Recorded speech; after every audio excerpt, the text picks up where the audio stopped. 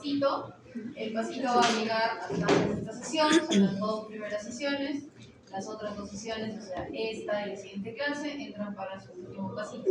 Entonces, última clase. ¿Listo?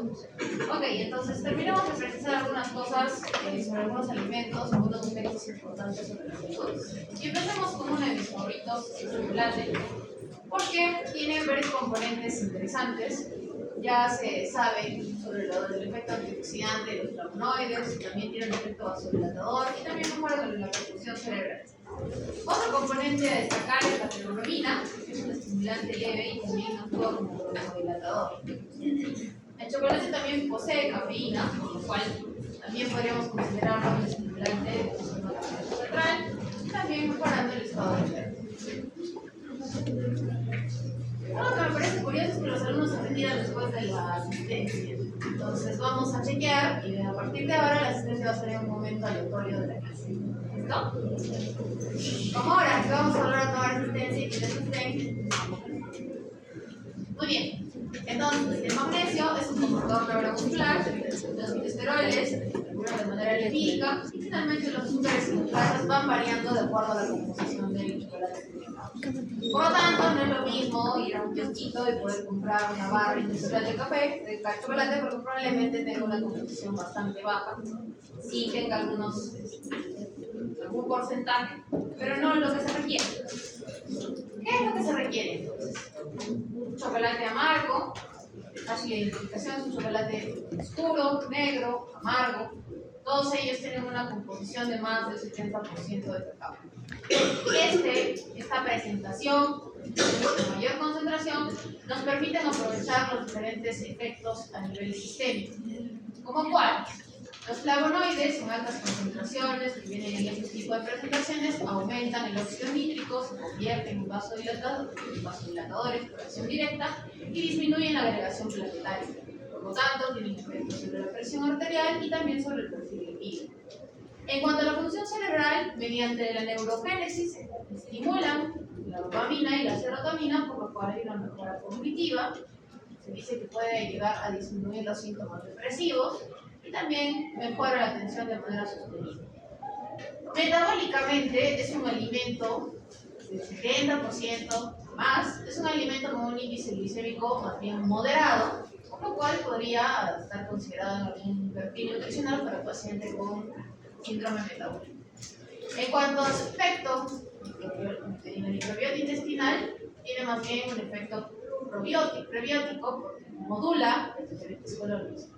Estimula la eubiosis mediante las mayores colonias de Bifidobacterium y Lactobacillus por sobre las de Clostridium. De manera anecdótica también, a nivel de la salud dental, la teobromina tiene un efecto antimicrobiano importante y también remineralizador del esmalte. Por lo cual, el chocolate bitter, el chocolate negro, el azúcar, además del 30% de cacao, tiene un efecto neutro o también protector con presencia de vitamina. Entonces, no es que una barra es sublime o agarrar y va a ser protector, no necesita la base de los dientes, sino que hay que buscar la presentación adecuada para poder aplicar. Ojo, es usted el vaso medio lleno. Viendo el vaso medio vacío, pues encontramos que también las presentaciones que tenemos en nuestro medio a libre disponibilidad, con rápida facilidad, generalmente son alimentos de densidad calórica elevada. Más o menos tenemos un aporte de 500 a 600 kilocalorías por 100 miligramos. Y esto depende mucho, justamente de lo que estábamos comentando, sobre la concentración y la composición de la manteca de cacao, la cantidad de azúcar que pueda tener o algunos aditivos, entre ellos la leche, que da su sabor particular. Entonces tenemos que considerar no solamente las propiedades del chocolate, sino también con qué alimentos, qué componentes tienen calidad. Igualmente, si se consume en exceso, como es un producto alto en grasas, podríamos tener una exacerbación de acné, más allá de una patología estética y dermatológica, que puede tener graves consecuencias. Puede exacerbar migrañas porque hay componentes como la tiramina, que se encadenan migrañas con aura, y también exacerbar el reflujo gastroesofágico en los pacientes que ya lo presentan. Asimismo, el chocolate, como tiene potentes efectos a nivel muscular, a nivel de la función cognitiva, puede potenciar algunos fármacos psicotomiméticos, sobre todo aquellos que se usan en terapia psiquiátrica. La tirapromina igualmente puede afectar algunos fármacos, sobre todo en animales, se ha visto en estos modelos, pero no hay una evidencia fuerte sobre el efecto y la proporcionalidad en humanos. Pero cada día aparecen más medicamentos que tienen síntomas que son adecuados, sobre todo como este primer grupo de los cuales hemos empezado. Aún así, hay estudios bastante interesantes como el chocolate, por el cual tendríamos que, además de evaluarlo como un producto terapéutico, es un producto local. Dentro de nuestra producción, mejor dicho, nacional, tenemos un chocolate de alta calidad, así como sus derivados, o primos hermanos, como el coco azul, también tiene alta cantidad de metabolitos. Entonces, podríamos echar mano de todos estos componentes que se producen en nuestro país. Otro componente, otro alimento, mal llamado alimento, que yo sé que están muy familiarizados porque somos estudiantes universitarios encima de medicina, es el etanol. Es una sustancia que, si bien es cierto psicoactiva, aún tiene el permiso legal, es de amplio consumo, está ligado íntimamente a este progreso de la civilización, aspecto mágico religioso, lúdico, distractor, que nos ha acompañado para ser seres humanos. Sin embargo, tiene también la perspectiva de ver el vaso medio vacío y el vaso medio lleno. En cantidades breves, incluso se ha llegado a recomendar como parte de un perfil dietario saludable, tal así que aparecen dentro de las recomendaciones de la dieta mediterránea. Sin embargo, el consumo crónico asociado al consumo excesivo presenta muchos trastornos sistémicos, no solamente a nivel orgánico, sino psicosocial y también de índole nutricional. Recordemos que el etanol tiene una absorción rápida, es producción pasiva, se da en el estómago, en el ayuno y no tiene digestión previa, por lo cual llega entero. Pero se metaboliza por 3 vías. La primera es el alcohol deshidrogenasa, aquí interviene la deshidrogenasa, pero el producto que puede generar en grandes cantidades es tóxico, se llama acetaldeído. Lamentablemente los seres humanos es la principal vía del metabolismo. Tenemos una segunda vía que es la vía microsomal, por lo cual interviene esta famosa enzima, la cual ya hemos conversado, el CYP2E1, que es inducible y que puede llegar sujetos afines activados por un consumo crónico, a generar tolerancia por este rápido metabolismo que hay en el alcohol. Y una vía menos común es la vía de la catalasa, pero que también vale la pena mencionar. Dentro de los efectos positivos del alcohol, por lo cual aún se sostiene con uñas, garras y dientes como elemento fundamental de la dieta mediterránea, es que tiene un efecto sobre el perfil lipídico cardiovascular. Aumenta el HDL, sobre todo en el consumo leve, hay medidas de diferentes estudios, 32.4, 62.7, más o menos una copita pequeña de vino al día, está relacionado con un patrón positivo. Asimismo, tiene un efecto antitrombótico. Recuerden que uno de los componentes del vino tinto es el resveratrol. También tiene un potente efecto antioxidante. El vaso medio vacío es bastante más grande, porque tiene efectos múltiples y múltiples. Además de producir la que tan conocida y tan experimentada por ustedes, sedación, amnesia, deterioro del juicio, en cantidades altas de manera aguda puede llegar a hipoglicemia por la inhibición de la gluconeogénesis, de manera crónica produce cirrosis, de manera aguda puede producir hepatitis, cirrosis hepática, gastritis, úlceras, disbiosis intestinal, que es un efecto que normalmente se pasa desapercibido. Está relacionado con la mayor aparición, con la mayor prevalencia de cáncer de esófago, carcinoma tipo 1, hígado, colon y mama. Igualmente, se ve exacerbado en cuadros de hipertensión, puede desencadenar miocardiopatía, fibrilación auricular, efectos neurológicos como neurodegeneración a largo plazo y también encefalopatía de Warthin-Korsakoff de manera aguda o a mediano plazo. Déficits de B1, de B12, de folato, vitamina A, zinc y magnesio, sobre todo asociados a su consumo crónico y excesivo. Esto también lleva a una malnutrición proteico-calórica porque disminuye la síntesis hepática, disminuye la sensación de apetito por todos los efectos de esta digestión, por la digestión masiva, y puede producir anemia macrocítica por la deficiencia de las vitaminas, de folato, B12, inmunosupresión, atrofia cerebral, teratogenicidad fetal, bajo peso al nacer restricción del crecimiento uterino, interacciones con otros fármacos, hipoglucemiantes, sedantes, endotoxemia intestinal, aumentar el riesgo de demencia, disminuir la síntesis proteica hepática, por lo cual se genera un anabolismo hepático, alteración hormonal estrogénica, por lo cual tenemos un mecanismo fisiopatológico para cánceres relacionados, y también en algunos otros cánceres se considera ya como un carcinógeno tipo 1. Entonces, tener mucho cuidado con la prescripción o la libre prescripción de estos patrones aparentemente saludables por todos los posibles efectos que puedan tener. Es decir, si yo tengo un paciente hipertenso, un paciente con síndrome metabólico, pero que también es cirrótico, no se les ocurre decir, tienes que seguir toda la dieta mediterránea. Vamos a seleccionar qué alimentos pueden convenirle a nuestro paciente de acuerdo. En cuanto al café, se habla mucho, ha sido un alimento socializado durante muchos años.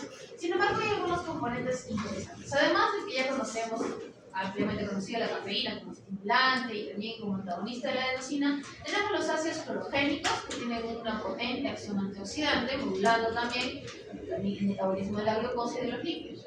Igualmente, la trigoxanilina es un precursor de la niacina, también del complejo B2, y tiene un efecto antimicrobiano añadido. Los diterpenos son hipocolesterolémicos, pero ojo, aquí empieza el tip del chef donde nos vamos a clases culinarias, porque no es lo mismo tener un café no filtrado que un café filtrado.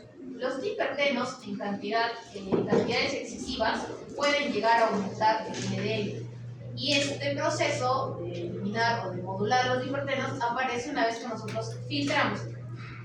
Por ende, si ustedes toman con el café, su Nescafé, su Alto Mayo, que viene hidrolizado, que viene en polvo, pues no lo están filtrando. Lo están consumiendo entero, en grandes cantidades, podría ser la causa por lo que algunos tengan alguna alteración con su perfil. Igualmente, las melanoidinas son antioxidantes, pero se forman una vez que el café está tostado. Por eso es que, además de tener un sabor amargo y un retrosabor agradable, este proceso de tostaduría brinda mayor cantidad de antioxidantes dentro del grano. Sistémicamente, el café es capaz de disminuir el riesgo de enfermedad coronaria, ha visto también una reducción de ACVs, de fibrilación auricular y mejora la función endotelial y el perfil inflamatorio. Ojo que hace unos 4 o 5 meses ha salido un estudio sobre nutrigenómica, sobre los 4 perfiles químicos que podrían existir en la población humana para definir si realmente hay mayor riesgo de infarto agudo de miocardio, de supresión del agudo de miocardio. Vamos a dejarlo por ahora así, ¿listo? No queremos confundirlos, la referencia a su libro habla sobre el efecto positivo del café. Vamos a llegar en algún punto a seleccionar qué pacientes son metabolizadores lentos, metabolizadores rápidos, para poder sacarle el jugo a este. También a nivel del sistema nervioso, aumenta el estado de alerta, y si más de uno lo ha empleado en estado de necesidad absoluta, aumenta la tensión, mejora o modula el estado del ánimo en cantidades moderadas y se ha relacionado con la disminución del riesgo de Parkinson, de Alzheimer y de deterioro cognitivo. Es importante destacar que metabólicamente el café disminuye el riesgo de diabetes mellitus tipo 2 y también provee, uno de sus principales efectos, protección hepática. Si tienen un paciente con enfermedad estetóxica no alcohólica, brindarle café funciona como una terapia. Es una terapéutica, es parte de los consejos nutricionales que debemos brindar porque frena la historia natural de esta enfermedad, frena el progreso hacia la fibrosis y el carcinoma hepatocelular. Dentro del tracto digestivo también modula toda esta motilidad intestinal, puede llegar a promover la motilidad intestinal, lo cual es útil en pacientes estreñidos con estreñimiento funcional o dentro de los criterios de Roma, también podemos abordarlo dentro de un manejo. Tiene un efecto prebiótico, mejora, eso sí, principalmente las colonias de Bifidobacterium por sobre el Clostridium.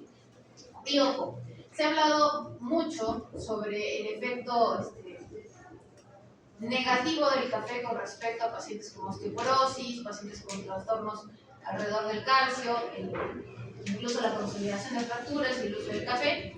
Hoy por hoy no se sabe, a ciencia cierta, no hay una diferencia significativa, mejor dicho, de un posible daño renal o incluso de un empeoramiento de la nefropatía diabética. De manera renal, el café no tiene un efecto significativo.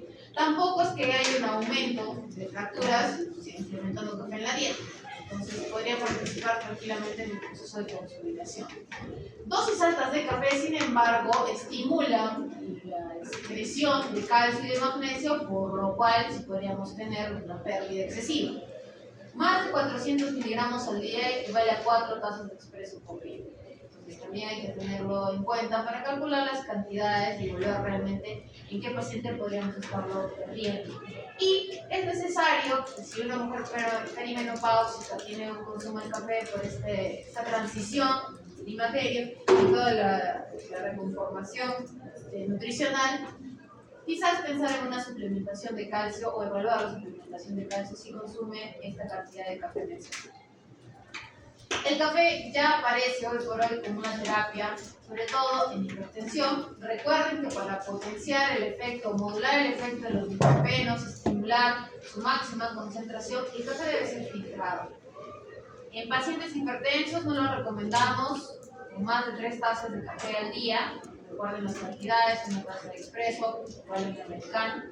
Evitar, sobre todo en los metabolizadores lentos, por los efectos que comentábamos en la sesión pasada. Taquicardia, que puede desencadenar algún tipo de arritmia.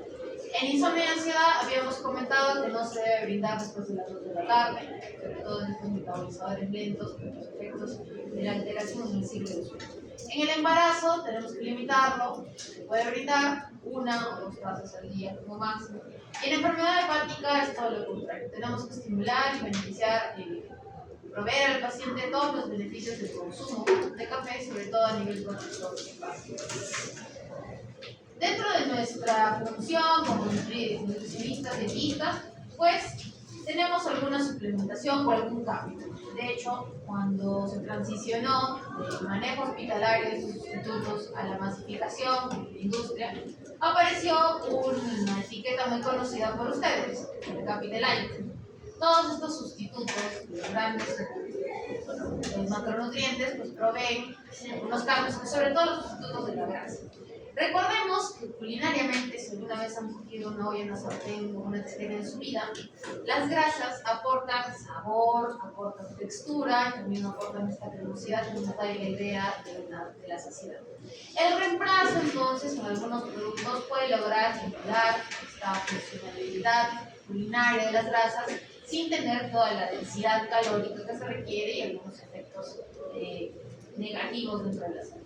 ¿Cómo podemos modificarlas? Tenemos primero los carbohidratos modificados, tenemos maltodextrinas, gomas vegetales que son muy usadas en la repostería y almidones resistentes.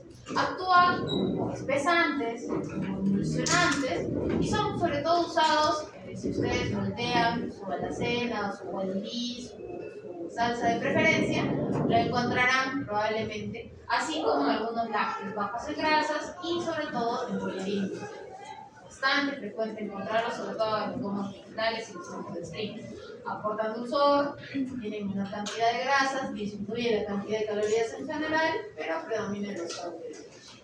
En cuanto a las proteínas microparticuladas, podemos tener, por ejemplo, las que derivan del suero de la leche o del huevo.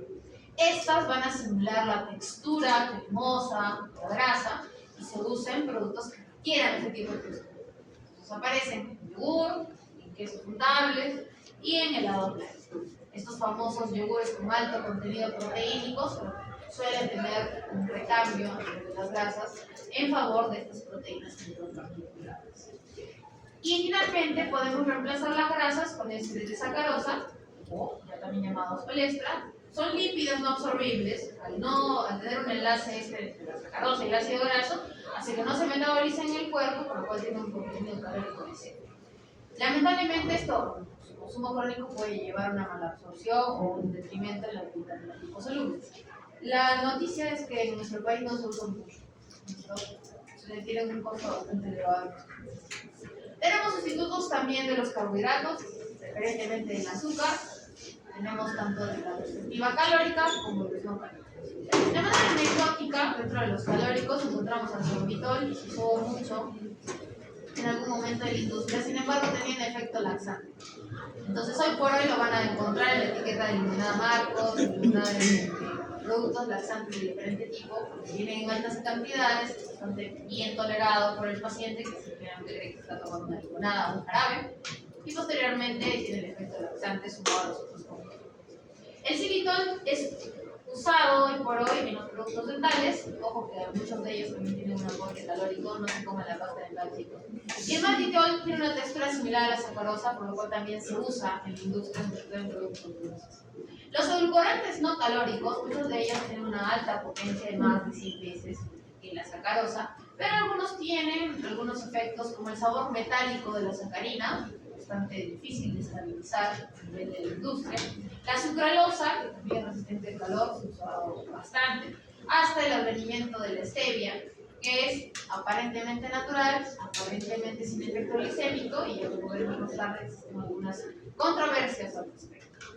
El aspartame es quizás el que más van a encontrar a nivel de gelatinas, pudines, porque es el más usado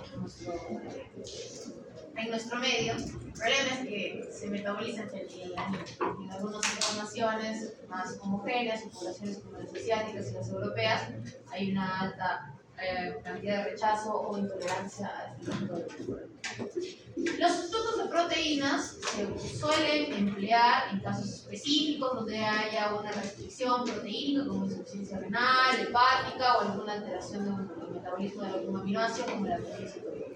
Usamos y echamos mano de proteínas vegetales aisladas, como soya, de arroz, o mezclas de aminoácidos específicos que no tengan componentes nocivos para el paciente, así como péptidos de cadena corta, como algunas fórmulas para no comprometer la absorción.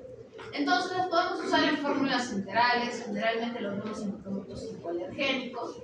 No existen muchos en el medio, salvo que estamos viendo la parte hospitalaria. ¿Y qué pasa con estos sustitutos? Se tuvo en su momento una alta esperanza porque generan saciedad, por ejemplo las fibras sustitutas de grasas tienen un mejor efecto prebiótico, pueden mejorar la saciedad. Igualmente los edulcorantes no calóricos tenían la esperanza de que no estimulaban la insulina ni la glucosa postprandial, ayudaban a controlar el peso y también era útil para mantener el control glicémico sin sacrificar este. Lamentablemente sabemos que hoy por hoy existe un mecanismo de compensación calórica. Si colocamos una botellita de Hellmann's normal y una Hellmann's Light, probablemente la Hellmann's Light se acabe primero. Entonces, tenemos esa percepción de que como el producto es light, tiene una etiqueta de venir con menos cantidad de grasa, menos cantidad de calorías, hay una mayor disposición para poder consumir mayor cantidad, cuando en realidad no es así. La proporción puede variar un poco, pero recuerden que sobre todo cuando reemplazamos grasas, lo hacemos o bien con proteínas o bien con carbohidratos. Eso significa que aún así tenemos una proporción. Si el sustituto de grasa es carbohidrato, probablemente a la larga, como hemos visto en el metabolismo de los carbohidratos, eso se convierte y se almacena en forma de grasa. Entonces, es la telaraña musaraña del producto. ¿No? También hay un condicionamiento neuroconductual. Lo habíamos mencionado antes, el exceso de consumo de edulcorantes no calóricos hace que tengamos una exposición repetitiva de sabor dulce sin las calorías, y esto altera nuestra percepción de la saciedad. Asimismo, se ha visto ya, se ha comprobado ya, que el uso elevado de los edulcorantes artificiales, sean calóricos o no calóricos, sí eleva el riesgo de síndrome metabólico y la progresión a la enfermedad cardiovascular. Por lo cual, la terapéutica debería estar virada en disminuir el consumo de todos los productos dulces. Igualmente, a nivel de la microbiota, algunos polialcoholes y las fibras fermentables, sobre todo en sustitutos de grasa, pueden causar distensión abdominal, aumento de flatulencias, diarreas osmóticas y beneficios sensibles. Ojo, no solamente hablamos de individuos que tengan algún trastorno funcional. Imagínense ustedes, un paciente que lo operamos de peritonitis, queda todo adherido, y luego usamos algún sustituto que pueda aumentar estas flatulencias. Imagínense el dolor abdominal que va a tener, ya tiene un proceso de lesión. Hay muchos casos en los que tenemos que supervisar estos productos. Aún así, podemos usarlo también parte de una terapia perdedora de peso en pacientes obesos, pacientes metabólicos, pacientes con insuficiencia renal que requieren un recambio a nivel de proteínas, y sobre todo aquellos que no han llegado a terapia de reemplazo renal, pacientes con enfermedad hepática, porque las dietas con proteínas vegetales, aminoácidos de cadena ramificada mejoran y prevén una descompensación, como es la encefalopatía hepática. En algunos trastornos metabólicos pediátricos, sobre todo deficiencia de enzimas para metabolizar algunos nutrientes, es necesario aplicar estos sustitutos para tener una adecuada alimentación. En tanto, conversamos un poquito sobre la alimentación basada en plantas. Ustedes como generación Z están bastante habituados a tener un montón de términos para cosas que pueden parecerse pero que no son iguales. Entonces hablemos un poquito, diferenciemos a las subculturas de aquellas que se alimentan bien. En mi tiempo existían los vegetarianos, pero para ustedes también existen los vegetarianos ovolácteos, incluyen huevos y lácteos, además de productos de plantitas, excluyendo todas las carnes. Los vegetarianos estrictos o veganos van a excluir a todos los productos que vengan de origen animal. En tanto que los flexitarianos tienen una dieta que predominantemente es vegana, vegetal, con algún consumo ocasional cuasi prohibido o divertido de carne. Y la dieta basada en plantas se centra en alimentos sobre todo integrales y que excluye los alimentos ultraprocesados, enzimas y biotiqueros. ¿Listo? Entonces, para que puedan tener estas salvedades, si en algún momento en el examen viene alguno de estos términos dentro de un caso clínico, para que no marquen la respuesta equivocada de acuerdo a qué tipo de alimentación están haciendo. La dieta basada en plantas y sus variantes, más y sus menos, tiene efectos que se han demostrado. Metabólicamente disminuye de por sí la presión arterial, puede contribuir a disminuir el LDL y sobre todo los triglicéridos, mejorando también la sensibilidad a la insulina. Como parte de una terapia reductora de peso es bastante útil al inicio porque podemos llegar a perder 5 kilos en 3 o 6 meses. Entonces, motivar una terapéutica, dietética, moderada, con restricción de calorías, que además tengo una dieta basada en plantas, podría optimizar o sinergizar nuestros resultados. Igualmente tiene efectos antiinflamatorios porque disminuye la concentración de algunas citoquinas inflamatorias en el IL-6, el factor de necrosis celular. Por lo tanto, disminuye el riesgo de diabetes mellitus tipo 2, enfermedad coronaria. También se ha considerado en un par de estudios como factor protector contra el cáncer colorectal, se disminuye el riesgo de cáncer colorectal y de mama, y genera, se dice, en realidad no hay un metaanálisis que dice que consumir un alimento, solamente plantas aumentan la longevidad, en algunas poblaciones se ha hablado que hay una mayor edad promedio. Ayuda a la mayor producción de ácidos grasos de cadena corta como el butirato y tiene un efecto estabilizante a nivel de la mucosa intestinal. Asimismo, también mejora el perfil de la microbiota a favor de una colonia que no es tan, no se suele aumentar con los productos habituales como el botella, disminuyendo también los bacterias. Adicionalmente a esto, recordemos que las plantas, los alimentos vegetales tienen por lo general un alto contenido en fibra, se promueve así entonces la saciedad, sabemos que puede llegar a aumentar con agua el perfil gástrico, puede reducir el colesterol y modula la microbiota, eso es muy potente. Los fitoquímicos como los polifenoles, liganos, inflamatorios, todos son antioxidantes y antiinflamatorios. Muchos componentes vegetales y sus derivados, como los aceites, tienen alta cantidad de ácidos grasos poliinsaturados, lo cual es bastante adecuado para un paciente metabólico. Asimismo, tienen alto contenido ya sea de magnesio y potasio, por lo cual nos contribuye, nos ayuda a regular la presión arterial y también el mantenimiento de la reproducción. Ojo que también puede ocasionar diferentes deficiencias nutricionales si no se supervisa o si no se mantiene la dieta basada en plantas de manera adecuada. Sobre todo recuerden que pueden faltar proteínas completas si no combinamos adecuadamente las fuentes de una legumbre y un cereal, como comentábamos en las pasadas. Igualmente, podemos tener deficiencia de vitamina B12, es necesario suplementarla sí o sí. El hierro no hemos también, dependiendo de cuáles sean las fuentes, si no tenemos una adecuada instrucción de que el paciente debe recibir legumbres. Podemos tener deficiencia de calcio y vitamina D, sobre todo en pacientes pediátricos que tienen dietas basadas en plantas. Los ácidos grasos omega 3 también en algunos modelos dietéticos que se suplementan sí o sí, porque recuerden que la principal fuente son los pescados azules y un vegano puede comer pescado, porque hay sus conflictos mágicos religiosos, pero no puede consumirlo. Entonces es necesaria la suplementación. Igual el yodo también viene en los pescados azules, en algunos productos cárnicos, entonces hay que evaluarlo para que si no sea reemplazado.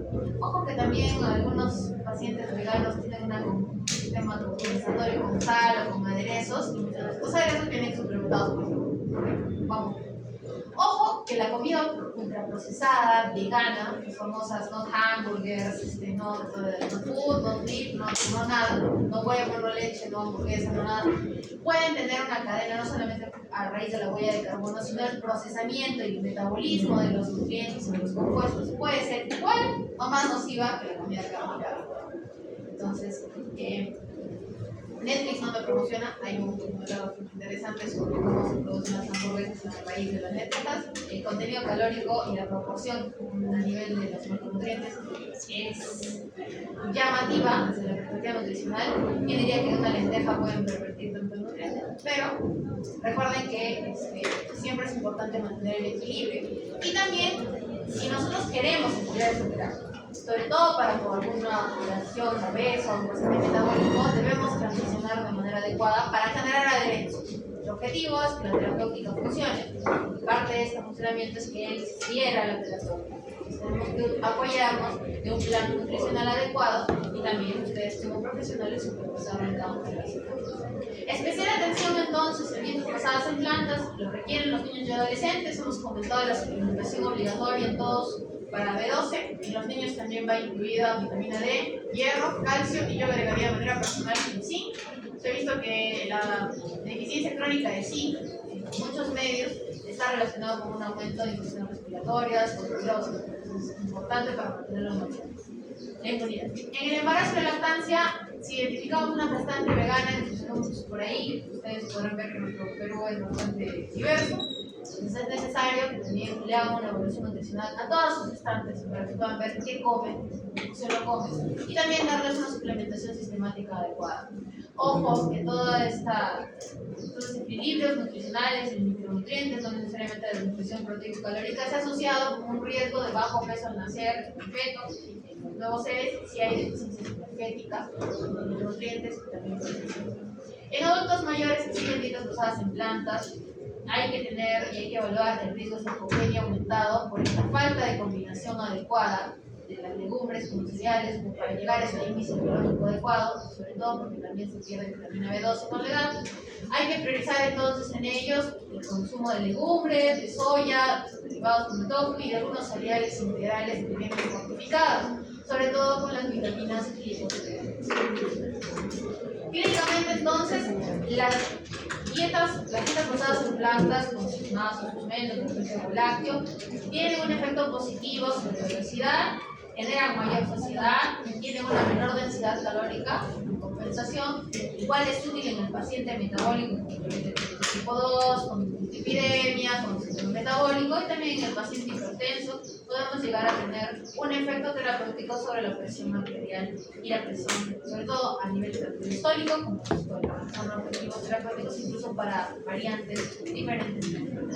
Entonces, este tipo de dieta se configura como ideal para el paciente metabólico solar, ¿no? Paciente metabólico, síndrome metabólico, estenosis hepática, hipertensión arterial, con derivados coronarios, y luego el paciente metabólico clásico de diabetes. Habiendo dicho eso, habiendo aprendido eso, entonces ha llegado el momento en que ustedes van a poder resolver sus casos clínicos, ¿ya? Pueden interpretar sus casos clínicos parte 1. ¿Por qué? Es importante que ustedes como médicos generales puedan establecer qué paciente tiene una adecuada nutrición, que se encuentra en riesgo y que necesita de. Para esto nosotros empleamos diversos métodos. Cualquier personal sanitario debería estar capacitado entonces para hacer un derivado o screening nutricional y con práctica hacer una valoración o assessment. Entonces al final de esta clase, ustedes paso a pasito van a poder comprender, implementar todas las herramientas brindadas para el derivado y la valoración nutricional en diferentes situaciones. Sí. Ojo, y la verdad, ojo, es que yo no soy una pediatra. tengo relación con pediatría, ustedes lo verán el siguiente año o el sexto, verán el contexto nutricional del paciente pediátrico. Aquí vamos a hablar sobre las guías nutricionales a nivel de los adultos, que es la población que más van a ver. Salvo que sean neonatólogos, salvo que sean pediatras, todo bien, ustedes se metieron en eso. La nutrición, entonces, recordemos que es un proceso biológico para mantener funciones vitales. Ya sabemos que es el equilibrio entre lo que ingresa, lo que sale. ¿Y qué pasa en el medio? ¿Cómo influye ese nutrimento que estamos dando a diferentes reacciones en el cuerpo?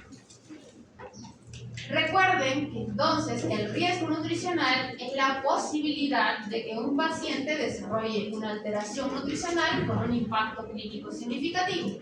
Las guías internacionales como la Asociación Americana de Nutrición recomiendan que el diagnóstico o la identificación del riesgo nutricional se haga, no si antes, dentro de las 24 horas de la hospitalización del paciente. Entonces, queda en función de ustedes, futuros internitos, cuando tengan a sus asistentes diciendo, no, también, hagamos algo, por favor. Igualmente, un concepto que va casi ligado al paciente hospitalario es la nutrición asociada a la enfermedad. Habíamos revisado y es una condición prevalente, altamente prevalente, pero altamente subdiagnosticada, sobre todo en nuestro medio, y esto afecta negativamente a la morbilidad del paciente que ingresa, a la estancia hospitalaria porque la prolonga y podría aumentar tasas de mortalidad. Por ello, sumamente relevante que podamos identificar el riesgo nutricional para tener no solamente una relevancia en su práctica clínica, en el paciente, sino también a nivel de salud pública. Cabe aclarar entonces que tenemos por un lado el cribado nutricional, por el otro la valoración nutricional. En algunos papers, evidentemente porque vienen de inglés, vamos a encontrarlo por su descripción en inglés que se escribe. Cuando hablemos de screening o cribado estamos diciendo lo mismo, y cuando digamos assessment o valoración estamos refiriéndonos también a términos sinónimos. El screening no cribado busca detectar el riesgo de nutrición. Hay algunas herramientas específicas y normalmente lo puede usar cualquier personal clínico que no necesariamente haya recibido un entrenamiento exhaustivo para poder identificarlo. A grandes rasgos, clasifican al paciente con riesgo bajo, riesgo medio o riesgo alto de desnutrición. Hasta ahí llega el cribado, evaluar el riesgo nutricional. El assessment, por su lado, la evaluación nutricional, confirma la sospecha de riesgo nutricional, confirma este diagnóstico, puede llegar a evaluar la etiología y la severidad de este cuadro. También vamos a presentar algunas escalas o valoraciones importantes. Normalmente lo realiza ya un profesional dietista nutricionista que tiene una formación clínica. Son estudios más largos, que requieren hasta algún momento superar una curva de aprendizaje para que podamos tener ese toque de poder determinar cuál es el diagnóstico, y el resultado varía de acuerdo a la escala que nosotros realizamos. Entonces, pasemos con el screening, el cribado, que todos deberíamos realizar.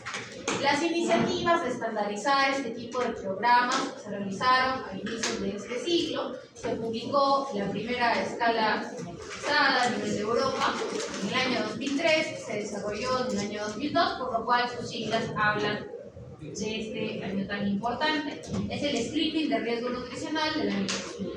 Está validada por la Sociedad Europea de Nutrición Clínica y está diseñada sobre todo para entornos hospitalarios y afines.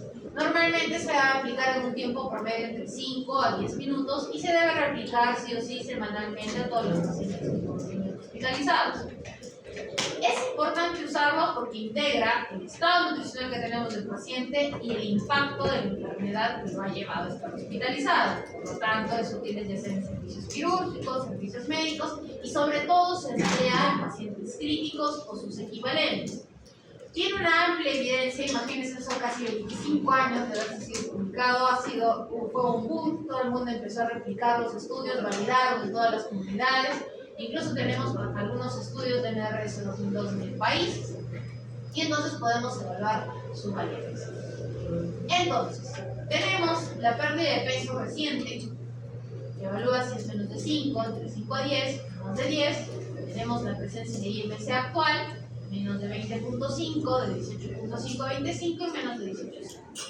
La disminución de la ingesta en los últimos días, que puede ser leve, moderada o severa, y cada uno de estos tiene una puntuación, si no está, pero está prevalente en alguna de las categorías, de 1 a 3. La gravedad de la enfermedad que lo ha llevado a estar hospitalizado también es relevante. Si esta es leve, o es un postoperatorio transitorio, si el paciente está estable, es un punto, no es que no exista el riesgo, sí lo hay. Si tenemos una cirugía mayor, una enfermedad crónica descompensada, tenemos 2 puntos, y finalmente, si es un paciente crítico, o sus equivalentes como politrauma, como sepsis, como quemado, tenemos 3 puntos. Adicionalmente, se va a aumentar 1 punto si el paciente es un adulto mayor, 70 o más años. Me olvidaba que ustedes no habían hecho geriatría. Dentro de la geriatría hay una clasificación del adulto mayor, se llama adulto mayor joven, adulto mayor y adulto mayor mayor. Entonces el adulto mayor joven va entre los 60 y los 70 años, el adulto mayor como tal, entre los 70 y 84 años, y el adulto mayor mayor es mayor de los 45. Entonces, por eso es que nos referimos a adulto mayor y no adulto mayor joven. ¿Ya? Generalmente lo van a tener así. Ahora, pasa de que, si bien es cierto, identificamos que hay un estado nutricional y que hay una gravedad por la enfermedad crónica, no es que evaluemos también algunas variantes importantes en nuestro medio, como la obesidad y déficit nutricional por exceso. Algunas iniciativas fueron valorando y mejorando las variables de este NRS 2002 y se creó la herramienta de cribado universal de nutrición. Está diseñado por la Sociedad Británica de Nutrición, ya está validada por la Sociedad Europea, por la ASPE, incluso tiene validaciones a nivel de Latinoamérica. En nuestro país también hemos validado más, con algún cierto orgullo. Es sencilla, es rápida y se usa no solamente en hospitales, sino lo podemos trasladar a centros de cuidado, a centros de rehabilitación, a centros geriátricos, y ahí radica el peso de este escala. Se reevalúa de manera periódica, sobre todo en hospitales, en un mes, en comunidad y en residencias. Está compuesta por 5 pasos. El primero es identificar el peso y la talla para sacar el IMC. El segundo es la pérdida de peso involuntaria en los últimos 3 a 6 meses. El paso 3 evalúa el efecto de la enfermedad aguda, si hay un efecto de una puntuación. Una vez obtenidos estos 3 pasos, evaluamos el riesgo de desnutrición con el 4º paso. Cualquier puntuación igual o superior a 2 involucra un riesgo alto y por lo tanto una intervención apropiada. Estas son las cosas. Si el riesgo es bajo, tenemos una puntuación de 0. Entonces, deberíamos repetir igual el cribado para comprobar que este riesgo no esté aumentando todas las semanas, en residencias una vez al mes y en la comunidad una vez al mes. Sobre todo si el paciente es adulto mayor. ¿Qué quiere decir? Que cuando lleguen a sus abuelitos se los ubican a todos los 65, 75 abuelitos de todos los pacientes para evaluar cuál es su riesgo de nutrición. Si el riesgo es intermedio, hay que ver qué es lo que consumen de manera exhaustiva durante los 3 siguientes días. Si este aporte es suficiente, se puede repetir el cribado, repitiendo el score cada semana está hospitalizado, las residencias todos los meses y comunitariamente una vez al mes. Si el aporte es insuficiente, pues aquí hay que mejorar los objetivos nutricionales, con ello mejorar el aporte y nuevamente controlar y reevaluar el riesgo nutricional. No obstante, si el riesgo es alto, hay que derivar a una unidad especializada con nutricionista para fijar los objetivos y controlarlo de manera más exhaustiva. En el hospital, normalmente los cambios en una semana se pueden reevaluar, pero en residencias y la comunidad, este paciente con riesgo alto debería ser reevaluado una vez al mes, como un tratamiento de cualquier patología. Ahora, como verán, estos pasos, los 3 primeros sobre todo, son bastante fáciles de encontrar en un paciente hospitalizado. Encontrar ya sea que el paciente esté obeso o tenga un IMC o alguna deficiencia, sobre todo que es que tiene 1 o 2 semanas. La pérdida de peso involuntaria es muy frecuente en hospitalizaciones de reumatología, vasculitis, con ello pasadizos de medicina interna, de repente infecto, pacientes oncológicos o pacientes que tengan alguna patología crónica descompensada. Igualmente, esta enfermedad que lo ha llevado a la hospitalización, si hay una ingesta nula, eso es sinónimo de pabellón de cirugía por oxígeno.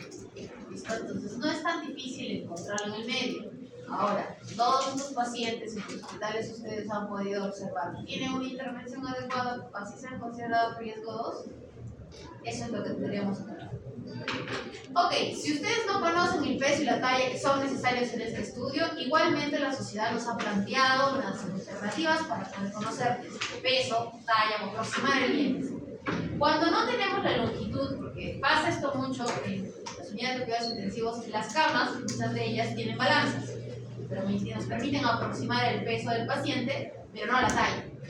Podemos sacar la talla midiendo la distancia entre el olecranon y el punto medio del hueso, o sea, la apófisis de estiloides, si es posible en el brazo izquierdo, flexionándolo. Tenemos la medida del cúbito y con ello podemos aproximar si es varón, si es mujer, mayor o menor de 65, cuál debería ser su longitud aproximada.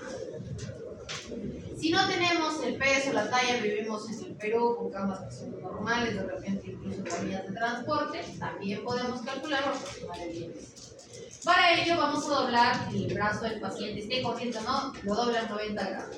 Formamos este ángulo y mantenemos así el brazo paralelo y medimos la distancia entre la protuberancia ósea del hombro, el acromio, y también el extremo inferior o la oreja. Así entonces marcamos el punto intermedio, ponemos un punto. Y de ese puntito vamos a medir el perímetro, asegurándonos de que la cinta métrica esté ajustada, pero sin apretar. No es como cuando quieren medir algo y quieren sacar la cintura. No entra un dedo, pero sí se mueve con facilidad. ¿Ya? Este es un tip. Si el perímetro braquial es menos de 23,5, es bastante probable que el IMC sea menos de 20. Pero si el perímetro braquial es más de 32, es probable que estemos hablando de una obesidad, o sea, un IMC de más de 30. Entonces, así nosotros podemos ya clasificar nuestro paso 1 de más, que es evaluar cuál es este peso. Ahora, ¿qué pasa si definitivamente no conocemos peso y tallas y salieron a su actividad extramural y no tienen ni siquiera 1 centímetro para poder aproximar ni una ni otra cosa? También existe una modificación del MAS, que es el MST, valora mucho y aprecia mucho la capacidad de apetito y la pérdida involuntaria. Es rápido, es sencillo y normalmente podemos identificar a pacientes en desnutrición que son susceptibles a esta intervención temprana. Normalmente lo usamos en medios extrahospitalarios y es bastante útil, sobre todo si ustedes van a realizar alguna actividad en algún anexo para hacerlo ágil y poder tener alguna recomendación precoz. La primera pregunta es si el paciente ha tenido una pérdida de peso involuntaria. Si nos dice que no, se lo correcto. Si nos dice que no está seguro, ya calificamos con 2. Si la respuesta es sí, va a ir en razón del número de kilos que ha perdido. Y la segunda pregunta es de acuerdo a la disponibilidad. Si hay una prevalencia de disminución del apetito, también estamos hablando de un punto. Cualquier riesgo nutricional está evaluado con 2 o más puntos. ¿Listo? Si aún así no tienen tallímetro, no tienen balanza, no van a estar cargando según sellas anexo 2 horas caminando sin luz, su peso y su talla, su tallímetro, a las justas llevan su estetoscopio y encima el paciente es quechohablante, de repente no les colabora porque no quiere realizar la actividad, es posible realizar aún así una evaluación nutricional de manera más abreviada. Si de repente el adulto mayor no te colabora y el mismo sí, podemos realizar un cuestionario y pues no. Es súper rápido, no requiere una medición antropométrica, es aplicable en hospitalizados, en geriátricos, en atención prolongada y es validado clínicamente sobre todo por la alta sensibilidad. Evalúa la pérdida no intencionada de peso, la pérdida del apetito, que es fundamental y que sobre todo lo identifican los cuidadores, y el uso de medidas suplementarias, como bebidas suplementarias o el uso de nutrición. Cualquier puntuación de 2 o más involucra también un riesgo nutricional meritorio de evaluación. Como hemos visto, muchos de los cuestionarios son rápidos y sencillos. No así el MNA. El MNA es un estudio más profundo, ya incluso a pesar de que se considera una escala de cribado, también puede ser valorada como una escala de valoración nutricional. Evalúa 6 puntos importantes, la disminución de la ingesta, la pérdida de peso, la movilidad, el estrés psicológico o la presencia de alguna enfermedad psicológico-psiquiátrica, problemas neuropsicológicos, el IMC y la circunferencia de la pausa. Es útil entonces en adultos mayores porque además nos va a ayudar a calcular el riesgo de caídas, importante dentro de la hospitalización o de cuidado, la hospitalización y la mortalidad. Hay muchas versiones del MNA, versiones extendidas para profesionales, que es el MNA completo, el MNA autoaplicable, sobre todo en pacientes que se diagnostican bastantes enfermedades crónicas, que se les obliga a dar seguimiento, también se puede poner un cuestionario para que ellos puedan identificar su riesgo. Cosa curiosa de este cuestionario, que a diferencia de los anteriores, mayor puntaje no involucra riesgo nutricional, sino lo contrario. Mayor puntaje, que es un estado nutricional. El máximo puntaje alcanzable son 14 puntos. Entonces, un estadio nutricional normal involucra puntuaciones entre 12, 13 y 14. ¿Qué significa? Que identifiquemos que el adulto mayor está con un estado nutricional normal, pues hay que revolverlo. Recuerden que todos estos cuestionarios deberíamos aplicarlos idealmente al ingresar a nuestro paciente en menos de las primeras 24 horas del ingreso. Si está todo ok, todo genial, de repente es un adulto mayor que hace más ejercicio que ustedes, nosotros, sale a correr, pero que cuando recibió la nieta se contagió y tiene neumonía. Ingresa neumonía porque tiene 80 años, porque es hipertenso, porque es diabético, pero ingresa a una hospitalización por 65 a estar evaluado y a recibir tratamiento. Entonces, tiene un buen estado nutricional, se alimenta bien, incluso, no sé, de repente cosecha sus propias verduras y va a un lugar orgánico a comprar su carne, etc. Tenemos una puntuación de 3. ¿Qué deberíamos hacer con este paciente? Una vez que concluya su hospitalización, volverlo a evaluar. Evaluar si la alimentación que ha recibido es suficiente, si esa hipomovilidad está bien, si no ha sufrido alguna complicación, si su patología ha sido resuelta o no. Eso también tiene un impacto en la alimentación. Por lo cual, bajo este test, ya tenemos una conducta. Así esté bien nutrido nuestro paciente, tenemos que reevaluarlo, y sobre todo una vez al año si el paciente se encuentra en situación. Va a ser reevaluado en la siguiente consulta que se le haga, también practicar esta recomendación. Si el paciente permanece hospitalizado, vuelve a ingresar, volverlo a evaluar, el tiempo ideal es cada 3 meses, sobre todo en pacientes que viven en residencias. Nuestro medio no es exento de tener residencias de cuidado del paciente geriátrico, entonces cada 3 meses debería aplicarse este test. Si la puntuación va en 8, 9, 10 u 11, el paciente está en un riesgo de desnutrición. Y aquí, nos dice la escala, es que hay que evaluar si ya hay una pérdida de peso. Si el paciente no presenta una pérdida de peso, pero sí hay factores importantes asociados con una enfermedad, con una patología relevante, pues hay que hacer un control exhaustivo del peso a lo largo de la hospitalización, evaluarlo, preferentemente recuerden que estos malabares de cuidado también cada 3 meses. Si se registra una pérdida de peso, iniciamos intervenciones. Hay que enriquecer la dieta, famosas estrategias de dieta hipercalórica, dieta hiperproteica de acuerdo a las necesidades, o brindar suplementos nutricionales que pueden variar más o menos en 400 kilocalorías por día.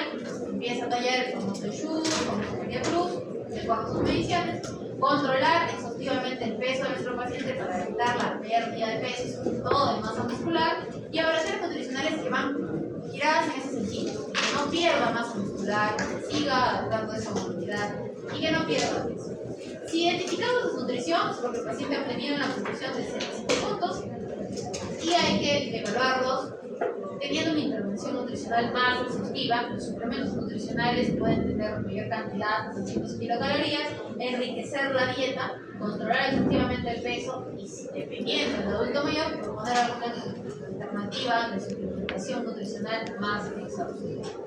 Como sé que algunos de ustedes han estado durmiendo, aunque ustedes son la clasecita más, todos ustedes sí, todos están anotando, por lo menos se conectan con la clase, igual les presento la tabla para que puedan resumir más o menos. Verán que sus 6 casos clínicos, algunos tienen adultos mayores, los adultos, incluso hay un paciente pediátrico por ahí, una paciente embarazada. Entonces ustedes pueden usar de acuerdo, la escala de acuerdo al entorno que se están planteando. ¿Listo? El MST se usa en múltiples entornos. El MAS, sobre todo en la atención comunitaria en hospitales, el NRS2 sabemos que se sugiere en los hospitalizados, y el MNA en población adulta. Una vez que han identificado entonces su riesgo nutricional, llega el momento de saber qué hacer. El MNA es bastante útil, pero se limita a adultos mayores. Entonces, ¿qué hacemos con el resto de adultos que vamos a ver también al cabo de su trabajo? Hay iniciativas mundiales, y empiezo con la última porque me parece la más ajustada, es la iniciativa global contra la malnutrición. Es ahora una herramienta clínica globalmente aceptada, tiene una comparación internacional y una robusta evidencia sobre su aplicabilidad en entornos, y sí, está incluida en Perú. Es compatible con algunas otras herramientas de privado. La combinación que se usa más en Europa es más Slim. NRS 2002-2000 también es bastante útil y está alineado con algunos sistemas de codificación. El fin de brindarles todas las herramientas es que, claro, cuando ustedes sean profesionales, puedan aplicarlo en este sistema de salud peruano, no lo tienen. ¿Qué quiere decir? Si ustedes van al hospital italiano, van al Albert Einstein, todo paciente que ingresa tiene una cartilla de valoración nutricional, tiene una cartilla de factores asociados y tiene una estrategia terapéutica que va asociada. Entonces, la idea es complementar con estos sistemas, porque ya es parte incluso de políticas de salud dentro de la región. Argentina, Chile, Brasil, México, todos ellos lo tienen implementado. La Sociedad Colombiana de Nutrición también está haciendo mucho puncho en los últimos 5 años para poder implementarlo en nuestro sistema de salud. Lamentablemente, nuestra sociedad, que es la CPT, tiene una composición más bien heterogénea. No se ha valorado su implementación o un consenso con algunas sociedades públicas para poder hacerlo. Pero es útil, por ejemplo, las herramientas GLIM porque evalúa no solamente el criterio fenotípico que habla sobre este riesgo de nutrición, sino también ubicado en una causa con los criterios epidemiológicos.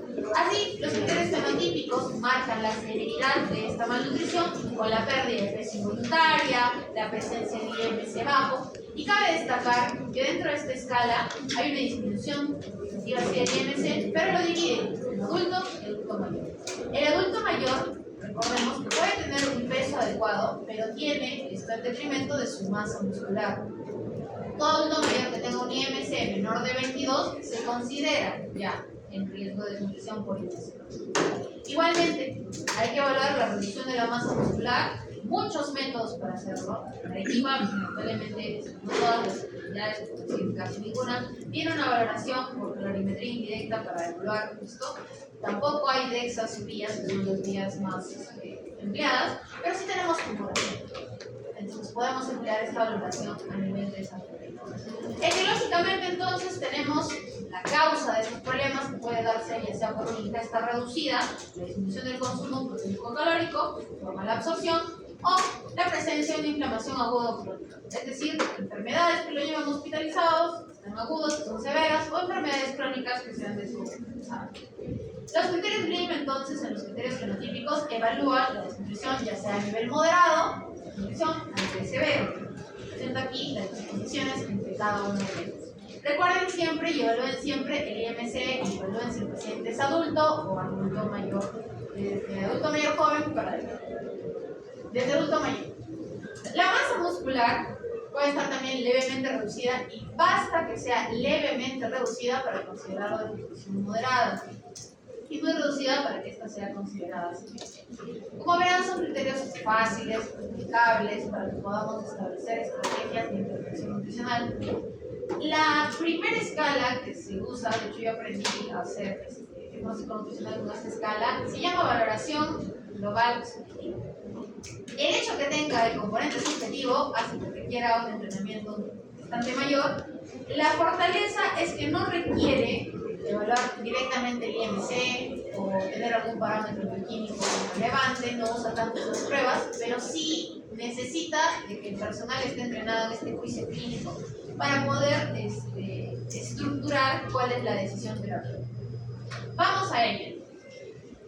Aparentemente es dificilísima, pero es más rápida que el otro criterio, que el otro valoración. Evaluamos pérdida de peso, sin necesariamente tener un IMC, sino es lo que preguntamos a los familiares, al paciente, la ingesta dietética, lo que podemos evaluar incluso dentro de la hospitalización, la presencia de algunos síntomas que pueden ir antes, durante la hospitalización, la capacidad funcional, sobre todo la actual que encontremos, la enfermedad y el estilo metabólico que le llevan a estar en la situación de interconsulta, y evaluar el examen físico, que sea grasa subcutánea, masa muscular y la presencia de edemas y vesinas, lo cual lo hace bastante interesante, sobre todo en la unidad de cuidados intensivos. Se subcategoriza o se clasifica en 3: bien nutrido, desnutrición moderada y desnutrición severa. Y aquí radica pues la diferencia. Si tenemos un paciente obeso, de su postoperatorio inmediato, de un bypass gástrico que ingresa en la unidad de cuidados intensivos porque hizo broncoespasmos al momento de retirarle el tubo, tuvimos que reintubarlo, está con ventilación mecánica autónoma. Es un paciente que ha tenido cierto grado de pérdida de peso, no muy fuerte, porque sí ha perdido 5% de su peso como parte de la terapia para entrar a bypass gástrico. Ha tenido una disfunción leve, estado con dieta líquida las últimas 2 semanas, y en algunos no tienen ningún tipo de síntomas, ha entrado saludable, solo ha tenido el broncoespasmo, funcionalmente ha tenido activo, no ha tenido ninguna limitación. La enfermedad, sin embargo, el broncoespasmo es bastante importante. A nivel de la grasa subcutánea tenemos aparentemente un criterio normal, pero podríamos considerarlo una pérdida por exceso, una clasificación B por exceso. A nivel de la masa muscular ya sabemos que el paciente obeso tiene sarcopenia asociada, podría ser leve o severa, y no tiene ácidos. Entonces, su valoración final será nutrido, moderadamente desnutrido a riesgo o desnutrido. ¿Cuál sería su valoración? ¿Quiénes dicen A? Mal. ¿Quiénes dicen B? Levanten bien. Esto no es levantar la mano. ¿Ya? ¿Ya? Como juramentación de municipio escolar. Como RAI. ¿Y quiénes dicen C? ¿Ya? Los que han dicho B, ¿por qué han dicho B? Porque su corazón de las cartas, su intuición, tienen ahí un poquito. ¿Por qué?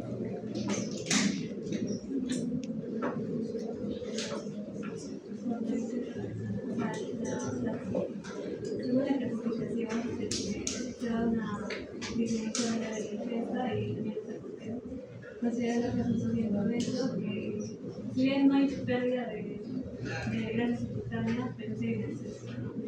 Ya. Ya, pero ¿no te parece que está en la UCI por un broncoespasmo? ¿No es un síndrome de distrés respiratorio del adulto?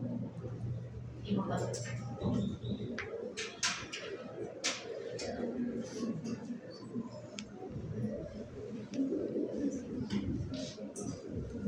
Sí, no. ¿Quién ha cambiado su opinión? ¿Quién persiste? ¿Y ve? ¿Quién quiere defender el C? Ese es el kit con esta valoración, que a veces requiere pensarlo un poquito más, requiere agarrar, frenar un momento y decir, ok. Entonces, en este caso en particular, yo lo valoraría como B solamente porque ha entrado por broncoespasmo, no por neumonía. Ahorita sí está en una fase crítica, pero dentro del caso clínico hay algo relevante: ventilación protectiva. No es que tengamos, más allá de, si tenemos un distrés respiratorio del adulto, porque es un paciente obeso, no va a expandir bien, una cirugía laparoscópica en 4 o 5 horas, vamos a tenerlo 24 o 48 horas. En este momento está en riesgo de nutrición, patología aguda que lo aqueja, por su problema crónico, pero no es severo porque no tenemos una traducción significativa de ello. ¿Ya? Aunque los detractores podrán decirme, pero si entra OBEPA significa que tiene una obesidad mórbida. Y eso involucra un trastorno nutricional severo. Depende mucho de cómo lo puedan evaluar.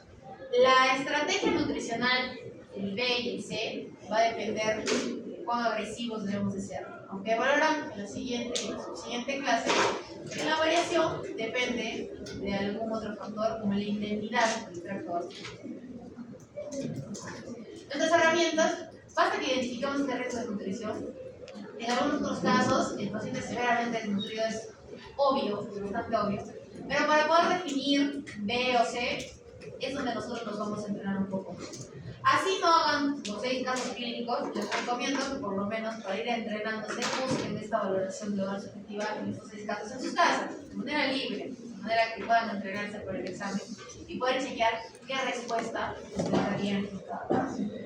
Así entonces, si entendemos que hay algunas otras mediciones que podemos usar para diagnosticar, para sustentar nuestro diagnóstico, la circunferencia braquial de menos de 23.5 es asociada a una nutrición. La fuerza de presión manual también es un predictor de sarcopenia. Hay algunos dinamómetros, no todos los servicios se cuentan. También la presencia y la prevalencia de sarcopenia en los servicios asociados con un aumento de la mortalidad. Recuerden el IMC tiene diferentes, hoy por hoy tiene diferentes puntos de corte si el paciente es adulto o si es adulto mayor. Entonces, al sugerir riesgo nutricional, teniendo en cuenta el valor de menos de 20 para adultos y menos de 22 para adultos mayores. En cuanto al porcentaje de grasa corporal, hay un uso limitado de manera en contexto clínico, pero sí es útil en contextos ambulatorios. O evaluar el porcentaje de grasa corporal por déficit, por exceso. Hoy por hoy ya no podemos evaluar o pensar que todos los pacientes desnutridos son por déficit.